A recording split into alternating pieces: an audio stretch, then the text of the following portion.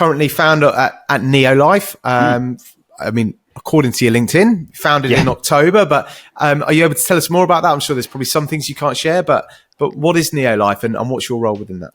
Yeah, so Neolife is essentially a virtual world which is empowering many user types really to basically enter and explore. And there are multiple kind of limitless really activities that people can do inside the virtual world. I think, there are gamification layers that people will be familiar with. So the young people that love Roblox and Fortnite, the idea of farming materials and then using these materials to process and build things is something that, a gamer would be able to do in Neolife. But we also have social layers. So the ability for people to basically come and interact with one another as an avatar in a virtual environment, attend, kind of concerts and music halls and whatever else, all the way through to education. We will have virtual classrooms, seminar rooms, and immersive experiences which essentially allow people to consume educational content in ways that has never been possible before. And I think if any of you saw the Meta adverts, obviously Mark Zuckerberg and Meta jumped headfirst into the metaverse and then realized, hang on a minute, we're very early here and we're having a lot of difficulties. But the adverts were very clever because what they were trying to portray through those adverts is the ability to basically create borderless, kind of low barrier to entry educational experiences which are otherwise impossible. So as an example, if I am a young person that's from a low socioeconomical family, I remember my mum, she was a single mum. We had milk tokens. I used to go to the petrol station with coppers to get a pound in so we could get from place to place, and my mum couldn't afford the school trips. She just couldn't afford them. And don't get me wrong, I appreciate what I'm saying to an extent is ironic because I appreciate some of this tech is quite expensive. Like if we think about immersive virtual reality, you need an expensive computer, you need an expensive headset. But if we think about if a school is buying several units of this tech, it's therefore in existence for indefinitely, right? Meaning that, multiple classes can use it, multiple students over a period of time. And what I'm getting at here is that we can create now the pyramids in Giza.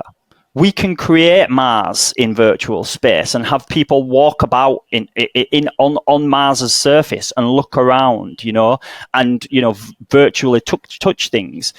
If you're somebody from a low socioeconomic background or family, even if you think about these, communities in say, for example, in areas that we know more have low socioeconomical kind of communities like Africa or other kind of developing nations, and you start to essentially just break open this glass ceiling for how they can consume educational content, the disruptive force there is amazingly powerful. And I think that, it will have untold positive effects on kind of not just developing communities, but in the UK, let's just take what we know. The UK, I'm a kid, I can't go to the pyramids, my parents can't afford. I can't go to Paris on my school trip, my parents can't afford, right? Fine, we'll bring the Eiffel Tower to them. They can still experience it in VR. So this is what Neolife is. I mean, it's got gamification, it's got social, it's got education. And the idea is to bring this all together in one ecosystem where people, both creators, can create these experiences and users can experience them all in one place. Long-winded answer, but I hope that it paints a bit of a picture. I mean, again, I could ask you about it all evening. I'm not because we're limited on time, but it sounds amazing. And I guess the first thing I think of automatically, I go to my own kids and I think, how would they learn best? What are they going to enjoy more? And when they enjoy a topic, there's no coincidence that they learn more about that topic, right? And I think most parents would agree with that. 100%, yeah. And I think you take a student to watch a Shakespeare play, how it was written, meant to be consumed as content, versus you sit a student in front of a Shakespeare script, and the difference in engagement is astounding. Now, don't get me wrong, like probably most of these kids would still prefer to sit and watch a contemporary movie, but it just goes to kind of, from experience, the difference is large. And I think this is why, what we're doing at Neolife in terms of around these different immersive experiences and its potential to be used for education is really quite powerful. Yeah.